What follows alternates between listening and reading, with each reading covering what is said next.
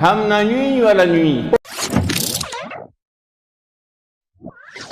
Nimeona kuna klipu ambayo imenihusu mimi.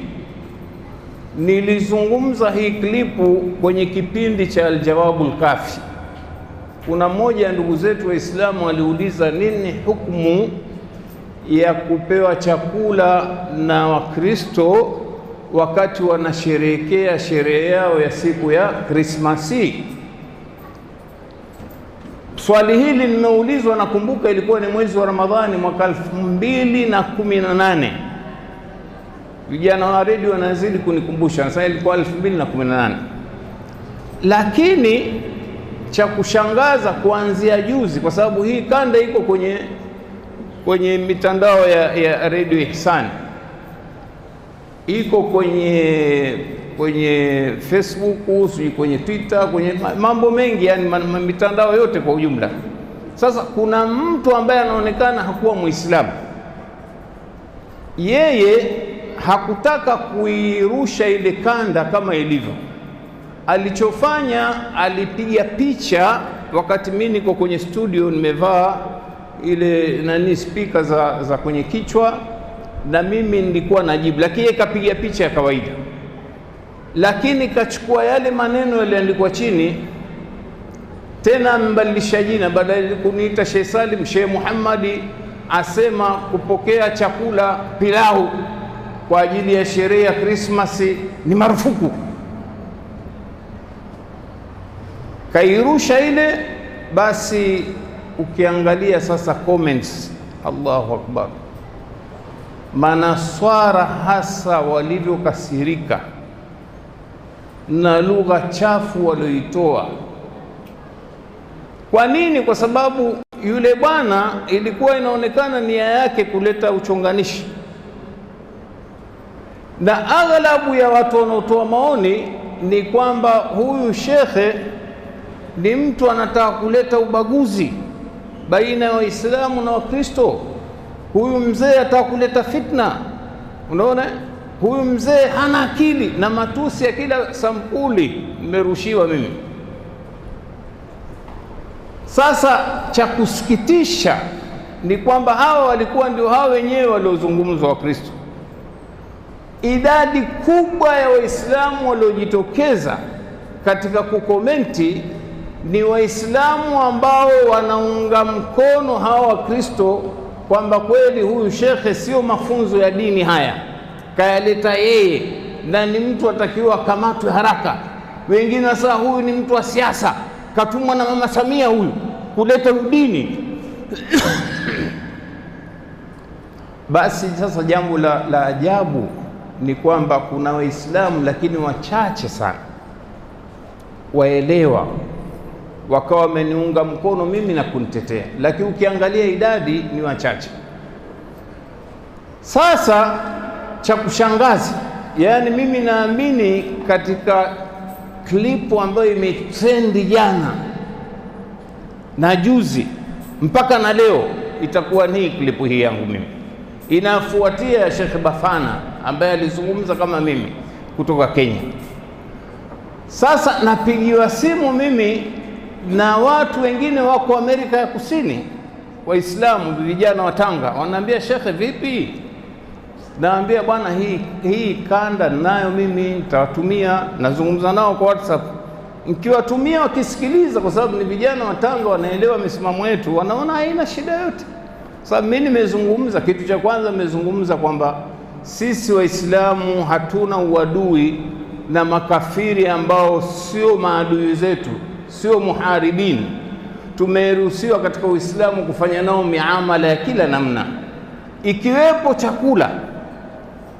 Naona nikatoa na aya Mwenyezi Mungu kwamba Mwenyezi Mungu anasema katika Qur'ani, wa ta'amu alladhina utul kitaba halal lakum, na chakula cha wale waliopewa kitabu, yani Mayahudi na Manasara, ni halali kwenu nyinyi. Angalizo lilolitoa ni kwamba si ruhusa kupokea chakula ambacho asili yake ni haramu.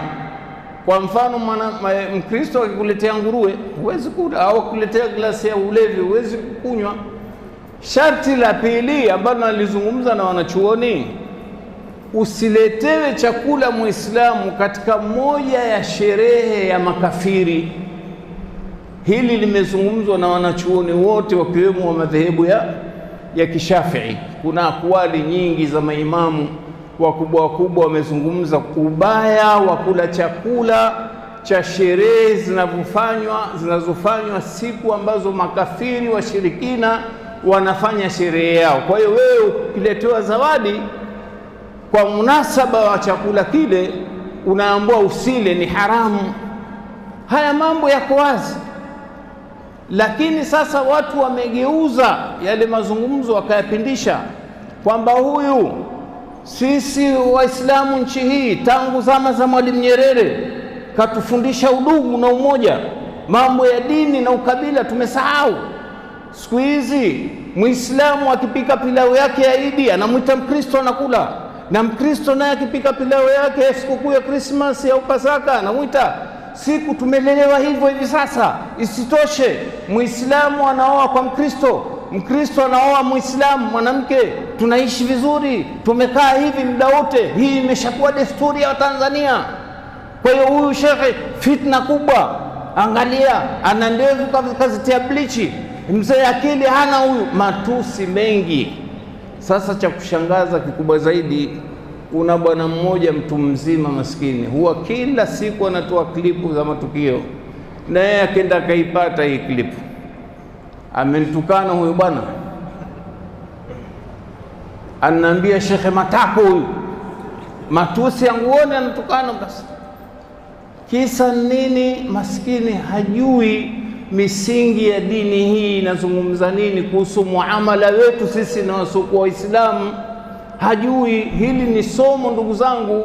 Ndio nikasema jamaa, kutokana na hii hali, kwa sababu watu wameendelea kuituma hii klipu, kila watu, Wakristo hasa, mpaka na baadhi ya Waislamu, mpaka wasanii hawa wanaoleta fujo za maandamano pia wameposti nao kwa malengo yao ya kisiasa. Ukiangalia comments, maskini wapata kwa mtu mwenye ufahamu kwamba kweli inaonekana bado da'wa yetu haijafika popote. Hiyo ndio conclusion nilipata mimi, kwamba bado tuna kazi kubwa. Bado watu hawajajua somo la tauhid, bado watu hawajajua somo la alwalau walbara. Tunatakiwa tupende kitu gani, tuchukie kitu gani, hawajui Waislamu, tena walio wengi sana. Kwa hiyo ndugu zangu, kwa mnasaba wa hafla hii ya siku hii ya leo ya ufunguzi wa mkutano, nasema hili ni somo ambalo maduati wote, mashekhe wetu wote wa taasisi watakiwa tukae tena upya kuanza kutafakari tutawezaje kuielekeza hii dini kwa kupitia hii mitandao. Mitandao ina athari kubwa sana, na walio wengi katika Waislamu madhaifu sana kwa upande wa mitandao. Wasiokuwa Waislamu wamejipanga hasa, inaonekana wana mbinu hasa, wanaambizana leo tuchokoze jambo fulani, leo tufanye hivi. Si ndio hawa wanaisumbua serikali hivi sasa? Tena vijana wako nje wamekimbia huko, lakini hawa ndio waliohamasisha mpaka tarehe 29 katokea yale mauaji. Si hawa wa Tanzania. Hawa Tanzania mavame ya upinzani yalikaa kimya, lakini hawa vijana waliokuwa nje kwa kupitia mitandao ndio wameweza kufanya fujo hizi. Na kweli serikali kwanza ilipuuza, iliona hakuna. Nakumbuka yule mchekeshaji wetu Haji Manara aliwahi kula kiapo, so wallahi hawezi kutoka hata mtu mmoja, wallahi uongo mtupu, haiwezekani. Watu wali underestimate, waliona ni mambo haiwezekani, lakini kumbe watu walijipanga, yakatokea yaliyotokea. Kwa hiyo serikali ikapata darasa. Ndio sasa walipotangaza tena ile tarehe 7 ikawa kweli hakuna nyinyi wala nyinyi, na hii ya jana pia hamna nyinyi wala nyinyi popote, hatujasikia mpaka dakika hii kimetokea chochote. Wanasema watafanya tarehe 1 sijui, lakini hata muogea hamna kitu tena. Kwa hiyo Allah ndugu zangu, kuna mmoja kazungumza maneno ambayo yana ukweli, sijui ni Muislamu yule au si Muislamu, asema kwa yote nyinyi mashekhe mmepitwa na wakati. Leo kizazi kinabadilika, mambo ya udini haya hayapo tena. Vijana wote wako wanashughulikiana kufanya mambo yao bila kujali dini. Watoto wa kike baada ya miaka 50 wa Kiislamu wataolewa na Wakristo, na Wakristo wataolewa na Waislamu. Kwa hiyo watu wataishi maisha ya kisasa. Nyinyi mmepitwa na wakati. Ni maneno yana ukweli. Kama hatutochukua kweli azma ya kweli na kuweka mikakati ya utendaji ya kuweza kupambana na hali hii, kweli ni hatari inayokuja huko. Kwa nini? Kwa sababu wimbi la kufuru limekuwa kubwa mno. Wenzetu wanatumia kila aina ya zana za kisasa kupiga vita Uislamu.